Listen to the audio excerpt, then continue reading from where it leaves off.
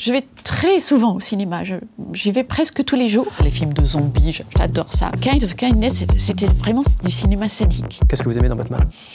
C'est très ténébreux. Discuter de cinéma avec Amélie Nothomb. J'ai eu cette chance à l'occasion de la présentation au Festival de Cannes d'Amélie et la métaphysique des tubes, adaptation au cinéma de son roman Métaphysique des tubes. C'est le meilleur film qui a été fait sur un de mes livres. C'est vraiment un très grand film. Adaptation validée donc par Amélie Nothomb, et moi je crois en sa sincérité, parce que quand elle n'aime pas, elle n'hésite pas à le dire. J'avoue que le film Hygiène de l'assassin, je ne l'ai pas trouvé bon. Pour moi, c'était pas du tout mon livre. Vraiment, j'ai pas aimé du tout. Vous allez voir, Amélie Nothomb qui parle de cinéma, c'est souvent surprenant. Je n'aime pas qu'une œuvre d'art me mette dans une situation d'addiction. Je déteste les cliffhangers. Dormir au cinéma est l'un des grands bonheurs de la vie. La fabrique du cinéma avec Amélie Nothomb, c'est parti. Il y a une grande différence entre les films et les livres, c'est qu'on peut faire autre chose quand on regarde un film. Quand on lit un livre, c'est plus compliqué. Vous parlez, je pense que vous parlez des baisers qu'on se fait au cinéma. C'est vrai que couler une pelle à quelqu'un quand on lit un livre, en effet, c'est très compliqué. L'une des fonctions du cinéma, c'est quand même de draguer. En général, on amène quelqu'un au cinéma, pas pour le film. Oui. Je sais pas, ça vous est arrivé? Oui, quand j'étais toute jeunette, ça m'est arrivé des trucs pareils. Ça ne m'arrive plus. J'ai quelques bons souvenirs comme ça, en effet. Ouais. Mais je pensais à autre chose. Il y a l'amour et il y a les pop-corn. Ah oui, non, ça m'agace au superlatif. Ouais, c'est-à-dire les gens qui mangent des pop-corn en regardant des films, ça... Ben, c'est pas très respectueux des autres. Et puis même, j'ai envie de leur dire comment faites-vous pour concilier la concentration et l'éventuel plaisir que vous avez avec ce film, avec la mendication en plus de quelque chose d'assez moyen. Parfois, ça va au-delà. Hein. Vous savez qu'il y a des gens qui, aux États-Unis notamment, il y a des salles de cinéma où on dîne en regardant un film. Je trouve que mélanger les jouissances, c'est pas toujours très habile. D'accord. Et vous, s'il y a quelqu'un qui mange du pop-corn derrière vous au cinéma? Je ne fais aucune réflexion. Je suis très respectueuse des autres, mais je n'en pense pas moins. Parlons un peu de cette salle-là. On est dans une salle de cinéma. Est-ce que vous allez toujours à la même place? Est-ce qu'il y a une place que vous préférez dans cette salle? Est-ce que le lieu vous inspire déjà? J'adore ce genre de lieu. Il fait tout noir, ça me plaît déjà. Les fauteuils sont généralement rouges, c'est bien, c'est un côté théâtral, j'aime bien. Alors quand je suis seule, je vais toujours tout au fond. Quand je suis accompagnée, je vais généralement au deuxième rang. Deuxième rang? Voilà. D'accord. Parce que je suis avec quelqu'un qui aime bien être au deuxième rang. D'accord. Mais j'y suis beaucoup plus souvent seule, donc beaucoup plus souvent dans le fond. Est-ce que vous aimez regarder les bandes annonces, les publicités? J'adore, je regarde tout. Moi, j'arrive toujours pour la science, je regarde tout. Les publicités, on apprend toujours quelque chose. Et surtout les bandes annonces. Ouais. Et pourtant, j'ai vu des bandes annonces très dissuasives, dont Dieu merci, je n'ai pas tenu compte. Ça m'est arrivé plein de fois de voir des bandes annonces en les trouvant, mais ça a l'air épouvantable ce film. Puis je suis allée voir le film, je me suis dit, mais c'était génial. Heureusement que je n'ai pas tenu compte de cette bande annonce. En général, c'est l'inverse. Souvent, la bande annonce est bien, et puis on est déçu quand on voit le film parce que les principaux éléments sont dans la bande annonce, quoi. J'ai vécu beaucoup plus souvent l'expérience contraire. Ah ouais? Oui. Vous avez un exemple? Oui, c'était La vie des autres. C'était ce film allemand qui se passait en Allemagne de l'Est. Je trouvais la bande-annonce me mettait... Je me disais, mais c'est nul, mais c'est lamentable, mais c'est malsain, je déteste. Puis finalement, le film est sorti, je me suis dit, bon, allons voir. J'ai adoré ce film. Ouais. Ce qui est amusant, c'est que les bandes annonces pour le cinéma sont largement utilisées pour donner envie aux gens d'aller voir les films. Oui. En matière de littérature, alors je crois que c'était interdit à une époque. Maintenant, il y a des bandes annonces. Oui. Pour les livres, parce qu'on peut faire des bandes annonces, je crois à la télé, tout, il y en a assez peu finalement. Mais il n'y en a aucune qui m'a donné envie de lire. Moi. Je ne sais pas comment ils s'y prennent. Est-ce que pour vous, on pourrait faire une bande annonce filmique de votre œuvre? Impossible.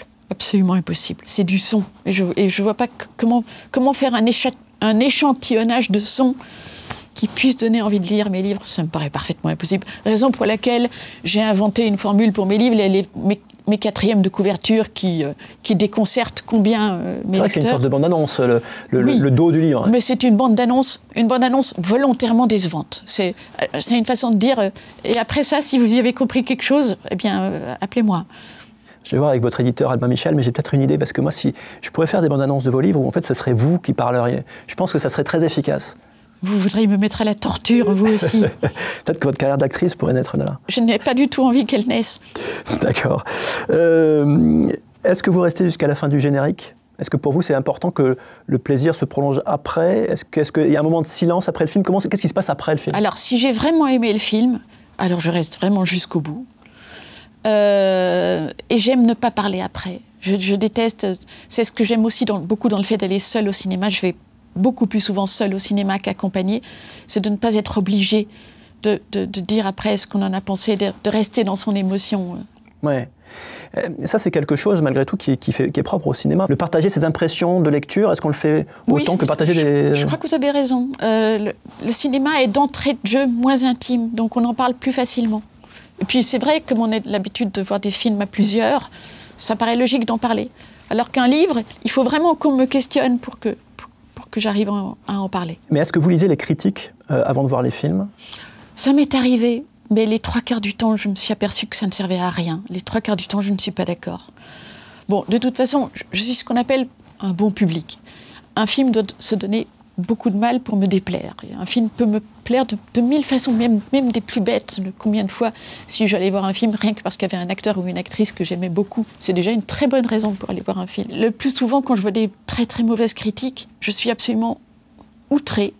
Et ça me donnerait plutôt envie de voir le film et de voir à quel point je ne suis pas d'accord. Il est très rare que j'ai été d'accord avec une mauvaise critique. Pourquoi vous êtes outré? Parce que c'est n'importe quoi.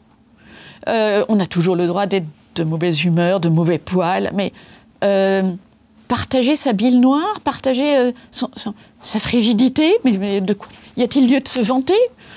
Moi, j'ai adoré des films qui ont été démolis par la critique, et souvent de façon tellement bête, de pur contresens. Est-ce que vous dites ça parce que vous-même, vous êtes sujette à la critique littéraire? Vraiment, ça n'a rien à voir. La critique littéraire, c'est autre chose. Ouais. Je parle de la critique cinématographique, les 3/4 du temps, je ne la comprends, mais pas du tout. Quelle différence vous faites entre les critiques littéraires et les critiques cinématographiques? Je comprends mieux la critique littéraire. Ça m'arrive de ne pas aimer des livres. Je peux comprendre qu'on le dise. Ça ne me révolte pas. Je le répète, un film, il doit se donner beaucoup de mal pour me déplaire. Quel film n'avez-vous pas aimé et pourquoi? La dernière fois que je suis sortie d'un film, pourtant c'était un cinéaste dont j'avais adoré les films précédents, j'ai oublié son nom. C'était Kind of Kindness. Lanthimos, le réalisateur grec. Oui, j'avais adoré La Favorite, j'avais adoré son autre film, là, toujours avec la géniale actrice dont voilà, encore. Oui, il y avait The Lobster, il y avait... C'est ça. Ouais. Mais Kind of Kindness, c'était vraiment du cinéma sadique. D'accord. Et vous n'avez pas aimé parce que finalement c'est un jugement moral quelque part? C'était du cinéma de mépris. On nous montrait des gens en train d'en mépriser d'autres, dans des situations méprisantes, et tout ça pour la plus grande souffrance du spectateur. C'était une expérience je crois que le cinéaste, là, il a fait preuve de sadisme. Ouais. Bon, finalement, je n'ai pas un tel culte de la souffrance, et j'ai une exécration du mépris, ça c'est certain. Et voir des gens en train de se faire mépriser à l'écran, c'est pour moi une vraie souffrance. Le cinéma d'horreur, vous avez déjà eu peur au cinéma? Non, alors ça, je dois dire, je peux pas... soit ils sont d'entrée de jeu dans la dérision, et alors j'adore ça, et je me tords de rire, les films de zombies, j'adore ça.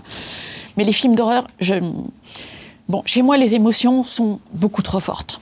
Donc je peux être aussi premier degré de façon absolument dramatique. Donc non, je ne peux pas voir ça, parce que tout simplement, je pousse des hurlements. Mais je peux... La dernière fois qu'il m'est arrivé de hurler au cinéma, c'était l'avant-dernier film que j'ai vu, c'était Les règles de l'art. Ça raconte un casse qui a vraiment eu lieu au musée d'art moderne, et ça se termine très mal parce que le maillon faible à qui on a confié les Modigliani, le Fernand Léger et tout, ne sachant qu'en faire, les jette à la poubelle, et on voit les poubelles qui passent, et on voit le Modigliani en train de se faire broyer par les poubelles de Paris. J'étais dans la salle en train de pousser des hurlements. De joie ou de peur? D'horreur, à l'idée que ça s'est vraiment passé, que les broyeuses de ce camion des poubelles de Paris a broyé un Modigliani, un Paul Klee, un Fernand Léger, un Kandinsky. Je hurlais dans la salle, les spectateurs se retournaient, il y a une débile parmi nous. Ça fait partie des moments où je suis vraiment beaucoup trop premier degré. raison pour laquelle je ne peux pas voir des films d'horreur. Si je hurle déjà quand un faux Modigliani se fait déchiqueter par un camion poubelle, vous voyez, je ne peux pas aller plus loin. Les films Marvel, vous aimez ou pas? Alors, il y en a que j'ai aimés, je ne les ai pas tous vus. Il y en a quelques-uns récemment qui m'ont fait sortir de la salle. J'ai même oublié. Alors ça fait partie de mon côté hyper positif. Quand un film m'emmerde, j'oublie son titre à la seconde. Amélie Nothomb qui oublie quelque chose? J'ai du mal à y croire. Je vous assure que ce qui m'ennuie, je l'oublie tout de suite. D'accord. De manière générale, au-delà de Marvel, il y a beaucoup aujourd'hui de films de super-héros. Je suis absolument pas contre. Hein. J'en ai vu de grandioses. Batman, c'était fantastique. Celui de Tim Burton? Oui. Parce qu'il y a aussi Nolan après. Nolan, c'était fantastique aussi. Ouais. Je les ai tous adorés. D'accord. Qu'est-ce que vous aimez dans Batman? Pourquoi? C'est très ténébreux. Ouais. J'aime beaucoup. Les décors sont fantastiques. Est-ce que vous avez des films cultes? Ah oui, bien sûr. J'en ai beaucoup. Bon, le film que j'ai le plus vu dans ma vie, c'est Vertigo de Hitchcock. C'est certainement mon film préféré. On traduit sueur froide en français. Voilà. C'est une mauvaise traduction d'ailleurs. Le vertige, c'est beaucoup plus fort que sueur froide. Mais oui, et puis en plus, Vertigo désigne une façon de tourner qui est mise à l'épreuve dans ce film. Pourquoi vous l'aimez tant? Parce que plus on le voit, plus le mystère s'approfondit. Pour conclure sur cet aspect culte, parce que vous avez cité Vertigo, mais effectivement il y en a d'autres. Je crois que j'ai lu que vous aimez beaucoup L'étrange Noël de Monsieur Jack. Ah oui. Est-ce qu'il y a d'autres films cultes? Il y en a quelques-uns. Je me souviens d'un film qui m'avait fait très grande impression et comment ça s'appelait encore Exotica de Atom et Goyan. Alors, je suis désolé, c'est mon film culte. C'est votre film, vous avez tellement raison. Alors, il y a Debout le lendemain qui est très fort, qui a fait après, mais Exotica, c'est extraordinaire, parce que peu de gens l'ont vu. Oui. Et Cannes en 93 ou 94, chef-d'œuvre. C'est chef-d'œuvre absolu. Un film très érotique, pour le coup. Oui. Mais surtout, pas que, dont on sort dans un état de... On en sort absolument bouleversé, parce que c'est à la toute fin qu'on comprend vraiment la nature de l'émotion qui est en jeu dans ce film. C'est un chef-d'œuvre absolu. C'est un autre de mes films cultes. J'ai lu qu'à 9 ans, vous aviez vu 2001, l'Odyssée de l'espace de Stanley Kubrick. J'avais absolument rien compris. C'est un peu jeune pour 9 ans, effectivement. Mais j'avais adoré. Je crois que ce jour-là, j'ai compris une grande chose au sujet du cinéma, c'est que c'est pas nécessaire de comprendre. J'étais dans la fascination totale de ces images, de cette musique que je ne connaissais pas encore, que depuis j'ai entendu des millions de fois. Mais c'était au-delà. J'éprouvais une jouissance intense devant ces images extraordinaires auxquelles je ne comprenais à peu près rien. Ouais. C'est quoi le premier film que vous avez vu? Vous savez? C'était Bambi, ça, je m'en souviens très bien. J'ai pleuré toutes les larmes de mon corps, j'ai été complètement traumatisée, j'ai trouvé que c'était une forme d'art exceptionnelle. C'était à quel âge d'ailleurs? J'avais 4 ans. Vous aimez beaucoup le cinéma? Oui. Mais manifestement, vous regardez peu de séries. Mais je n'ai pas les moyens de regarder des séries puisque je ne possède pas d'ordinateur, je ne possède pas de téléviseur. Donc, et pourtant, je sais que je passe à côté de quelque chose. Mais même si je suis sûre que c'est génial, il y a quelque chose qui ne me va pas dans la série. Je me souviens d'avoir, dans le passé, regardé une série et ce qui ne m'allait pas, c'était le côté addictif. Je n'aime pas qu'un art provoque en moi une addiction. Ouais. Je trouve ça physiquement très désagréable. C'était quelle série? C'était Desperate Housewives et je vous assure que ça provoquait en moi une addiction, ce qui fait que même si j'adorais cette série, ça m'énervait de voir que j'en avais un besoin physique. Vous avez réussi quand même à aller au bout de toutes les saisons ou pas? J'ai vu toutes les saisons, mais à la fin j'étais presque soulagée parce que maintenant je ne vais plus vivre cette addiction. D'accord. Parce que vous savez qu'il y a toute une génération quand même aujourd'hui, la fiction, ils l'aperçoivent quand même avant tout à travers les séries. Plus que le cinéma, plus que les livres finalement. C'est la façon de raconter des histoires de manière sérielle comme ça qui impacte les esprits de tous les jeunes aujourd'hui.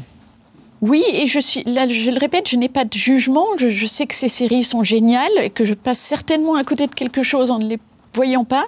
Mais je le répète, la dimension chips, hein, je déteste manger des chips. Pourquoi ? Parce que c'est tout de suite addictif. Dès la première chips, on est forcé de manger le paquet. Ça m'est physiquement insupportable. Et c'est l'effet que me font les séries. Ouais. Je n'aime pas qu'une œuvre d'art me mette dans une situation d'addiction. Mais ça impacte même la littérature. Moi, je me rappelle Joël Dicker, j'en ai discuté avec lui. Il fait beaucoup de cliffhangers, vous savez, à la fin des chapitres où on a envie pour qu'on tourne la page.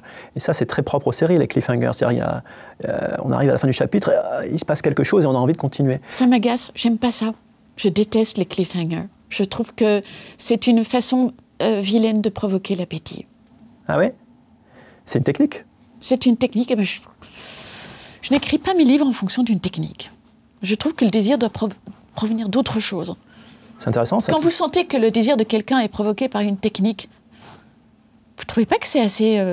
on a tout de suite envie de partir, non? Certes, mais la technique existe dans la littérature. Oui, mais il existe aussi de très grands livres qui ne sont pas écrits en fonction d'une technique et qui provoquent un désir qui me va beaucoup mieux. Est-ce que vous avez déjà écrit des scénarios? Jamais. On me l'a souvent proposé. J'ai toujours refusé. Je suis sûre que ça doit être très intéressant, mais ce n'est pas mon métier. Un scénario, ce n'est pas un livre, ce n'est pas la même chose. Alors, ça pourrait être autre chose, une sorte de défi qui n'a rien à voir avec vos activités d'écrivain. Oui, mais ça ne m'intéresse pas. Il y a des défis qui m'intéressent. J'ai récemment accepté d'être chanteuse de métal. J'ai adoré. Mais ce défi-là, bon, j'ai déjà vu des scénarios. C'est écrit d'une façon tellement étrange. Ça s'apprend. Je ne sais pas combien d'années d'études il me faudrait pour apprendre cette écriture-là. Or, pour moi, l'écriture, c'est quelque chose de très instinctif. C'est quelque chose que j'ai inventé. Donc, me retrouver tout à coup face à une écriture technique, non, ça ne me plairait pas du tout. Est-ce que des dialogues dans un scénario, pour vous, s'écrivent de la même façon que des dialogues dans un roman? Écoutez, je n'ai jamais fait autre chose que des dialogues dans un roman. Donc, je ne sais pas. À la base, je ne vois pas pourquoi ça devrait être différent. Ce qu'on appelle le naturel en littérature, c'est de toute façon quelque chose d'extrêmement codifié. Je ne sais pas si ce qu'on appelle le naturel au cinéma relève du même code. Oui, alors c'est toute la question. C'est-à-dire qu'effectivement, parfois, il m'arrive, moi, au cinéma, il y a des dialogues et je me dis « Ah, c'est trop écrit, personne ne parle comme ça dans la vraie vie. » Oui, mais c'est un problème. C'est une vraie question. C'est une vraie question. Alors pour moi, oui, ça dépend du film, j'ai envie de dire. Ça dépend du film, on est d'accord. Mais quand je suis dans une esthétique réaliste, j'ai envie que le dialogue se corresponde un peu à cette esthétique-là. Enfin, oui. C'est très personnel. Hein, mais... Non, mais ça, je comprends. Ça, je comprends. Et est-ce que vous, dans les dialogues écrits d'un roman, oui. Ce que vous dites là, est-ce qu'il faut justement que ça soit réaliste ou pas? C'est la dernière de mes préoccupations. Je vais vous dire, je n'y songe même pas. Et c'est d'autant plus miraculeux que, généralement, quand je suis lue par la suite, et je suis pas mal lue, y compris par des jeunes, ça passe crème. Pour moi, le but, quand j'écris du dialogue, c'est de faire une partie d'échecs. Ça doit être extrêmement construit. Il faut vraiment, et je pense que je l'avais déjà dit la dernière fois, les répliques, ça se construit 4 par 4. C'est ça qui compte. En plus, faire naturel, non, mais c'est une contrainte excessive. Mais j'ai toujours constaté que ça passait crème. Ça m'intéresse. C'est quoi les questions que vous posez quand vous écrivez un dialogue pour un roman? Alors, il faut être exactement à mi-chemin entre la construction et la vraie vie.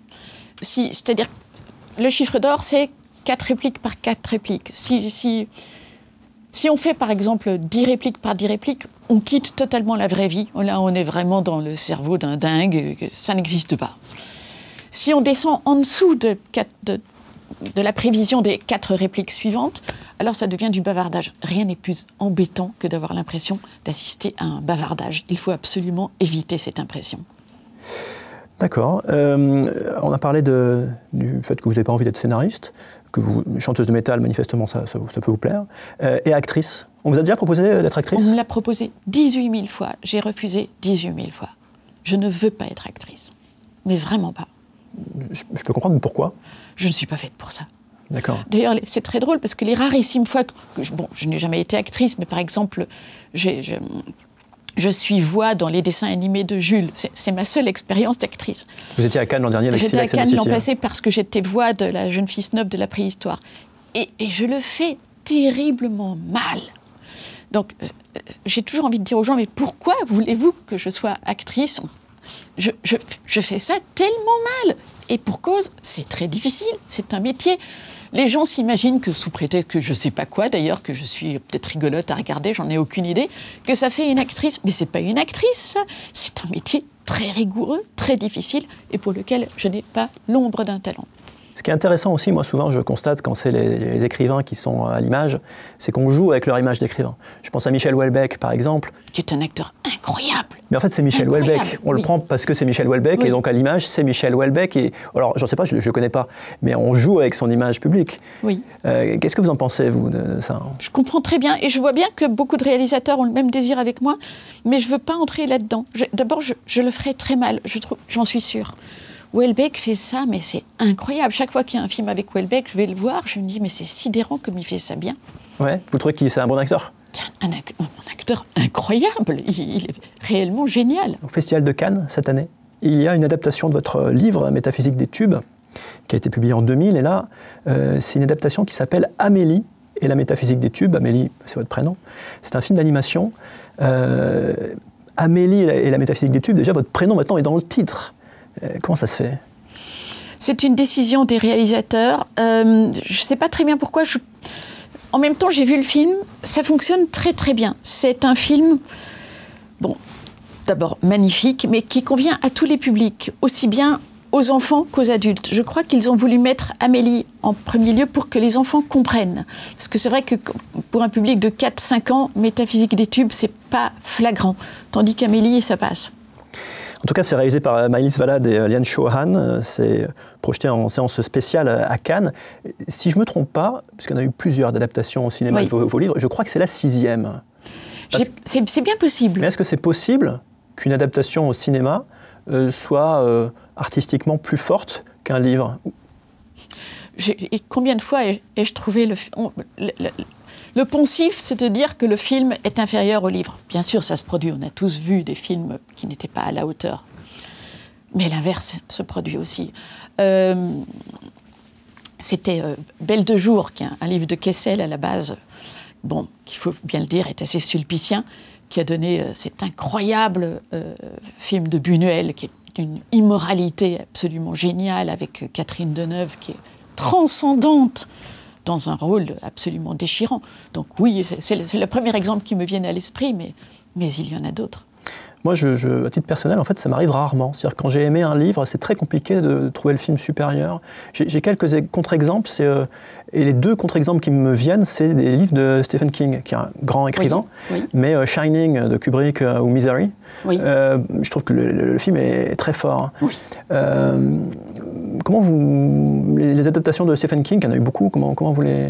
Est-ce que c'est un auteur qui vous plaît? Est-ce que vous avez vu les films? J'aime énormément Stephen King, j'ai vu beaucoup de ses adaptations au cinéma, y compris les deux que vous avez dit, qui sont des chefs-d'œuvre absolus, mais aussi Christine. Christine, c'est tellement bien. Ouais, et Carrie. Oui, et puis Dead Zone. Mais dans le cas de King, j'ai envie de dire que c'est un petit peu un cas spécial où j'ai l'impression qu'il y a très souvent une équivalence. Je serais incapable de dire si je préfère le livre ou le film. Les deux me font très forte impression. Je crois d'ailleurs que Stephen King et Stanley Kubrick, je crois que Stephen King a détesté en fait l'adaptation de Shining par Kubrick, qui est assez différente un peu du livre. Enfin, il a pris ses libertés. Oui. Je me suis posé la question, c'est-à-dire que quand on est auteur, vous en l'occurrence, est-ce que vous ressentez l'adaptation de vos livres comme une dépossession ou pas? Pas du tout. Pas du tout. De toute façon, je vois ça comme un cadeau. Même quand je n'aime pas le film, c'est arrivé aussi. J'avoue que le film Hygiène de l'assassin, je ne l'ai pas trouvé bon. Pour moi, c'était pas du tout le livre. Mais même dans ce cas-là, je voyais que le réalisateur y avait mis vraiment un amour considérable. Donc pour moi, c'était pas du tout mon livre et je n'étais pas du tout convaincue par le résultat. Mais il faut au moins autant d'amour pour faire un film pas abouti que pour en faire un film abouti. Par ailleurs, ça ne remet pas en question l'existence du livre. Il est toujours là. Très souvent, une adaptation cinématographique attire l'attention sur un livre préexistant. Donc, de toute façon, moi, bon, évidemment, il ne faut pas courir derrière le mauvais film. Il ne faut pas non plus provoquer le destin. Mais je trouve que de toute façon, une adaptation cinématographique, c'est un cadeau. Pourquoi vous n'avez pas aimé Hygiène de l'assassin? Ça m'intéresse de savoir qu'est-ce qui vous a... Il y avait une esthétique très clip que je peux aimer, mais qui ne correspondait absolument pas à l'atmosphère de ce film, de ce livre, selon moi.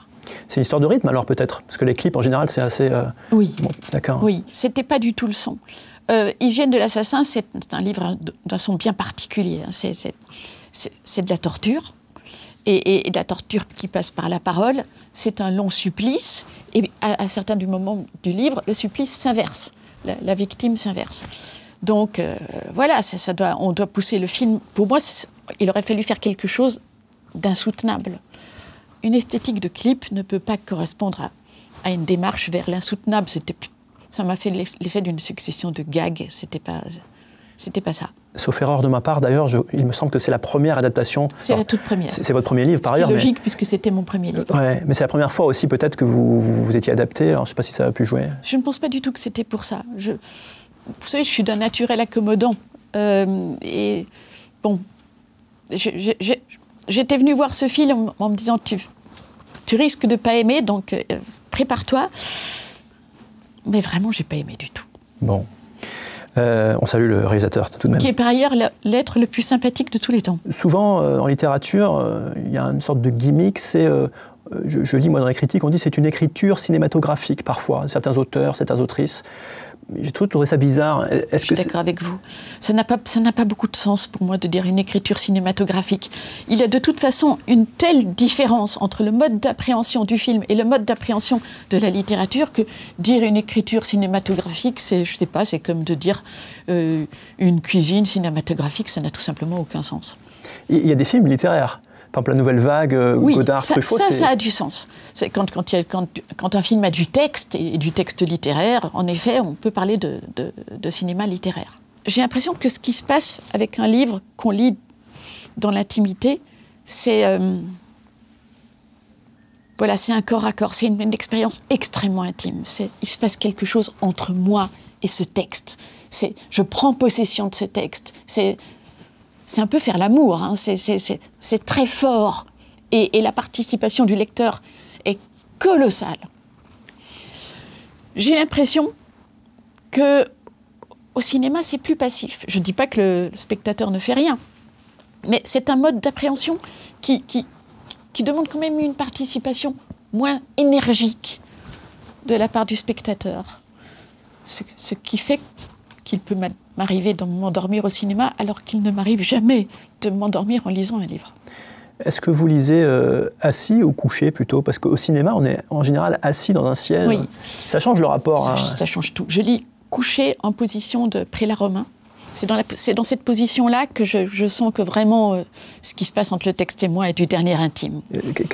Juste pour que tout le monde comprenne, le prélat romain? Alors je ne peux pas parce que j'ai le bras cassé là, mais c'est voilà, couché comme ça, sur ce bras-là qui est justement cassé en ce moment. Mais en ce moment que j'ai le bras cassé, je dois inventer des nouvelles positions pour lire, c'est assez compliqué. Est-ce que vous pensez que la position change la lecture? Ah oui, mais c'est ça, je l'ai expérimenté. Lire assis, c'est intéressant aussi, mais c'est moins profond. Ouais. Lire couché, c'est beaucoup plus fort. En général, quand les gens ils lisent assis, c'est parce qu'ils sont dans le métro ou dans le tramway ou dans le bus. C'est ça. Je suis toujours très intriguée par les gens qui parlent de romans de gare, parce que ça suppose que lire en train soit facile, ce qui, pour moi, ne relève pas du tout de l'évidence. Je trouve que la lecture ferroviaire, ça ne fonctionne pas très bien. J'ai déjà essayé, donc... Il y a le bruit, déjà. Il y a le bruit, puis il y a le paysage, il y a 1000 choses qui déconcentrent, alors que l'état idéal du très bon lecteur, c'est l'extrême concentration. Oui, alors il y a une grande différence aussi dans la façon dont on lit un livre ou qu'on regarde un film, au cinéma, en tout cas dans une salle de cinéma, j'entends, oui. C'est qu'il y a des gens autour. C'est-à-dire que l'un des plaisirs d'aller dans une salle de cinéma, souvent, c'est quand même qu'on regarde une œuvre à côté d'autres personnes qui regardent la même œuvre, et ça, ça impacte notre vision de la chose. J'aime beaucoup ça. La salle comble, j'aime beaucoup. Sentir que des gens autour de moi sont bouleversés ou indignés, ça fait beaucoup d'effet. Nous sommes une espèce sociale. Être entouré de bestioles comparables à nous, c'est évidemment que ça renforce l'impact. Après, il y a une comparaison entre le fait de voir un film de manière collective et la littérature, c'est quand on lit à quelqu'un. Les parents qui lisent leurs livres aux enfants. Mais ça dépasse jamais 2 personnes. C'est assez rare que plus de 2 personnes lisent le même livre ensemble. Oui. Est-ce que pour vous, ça pourrait exister? Est-ce que ça changerait le rapport au livre? Je sais que ça existe, ça se fait beaucoup, par exemple en Allemagne, où comme au XVIIIe siècle, on convie encore beaucoup les lecteurs à des lectures publiques faites par l'auteur. C'est probablement un acte très civilisé. On le faisait chez nous aussi au XVIIIe siècle. Moi, ça me dépasse complètement. Ouais. Pour moi, la lecture, c'est vraiment un acte solitaire. Même les audiolibres, je sais qu'il en existe de sublimes, mais pour moi, c'est pas possible. Et ça limite trop ma participation. Vous parliez des lectures publiques. J'imagine que vous avez aussi fait des lectures de vos livres, quoi. Je l'ai toujours refusé. Ah oui? On me l'a proposé je ne sais pas combien de fois. J'ai beaucoup trop de respect pour mon texte pour faire une chose pareille. En plus, là encore, je sais que je ne le fais pas très bien.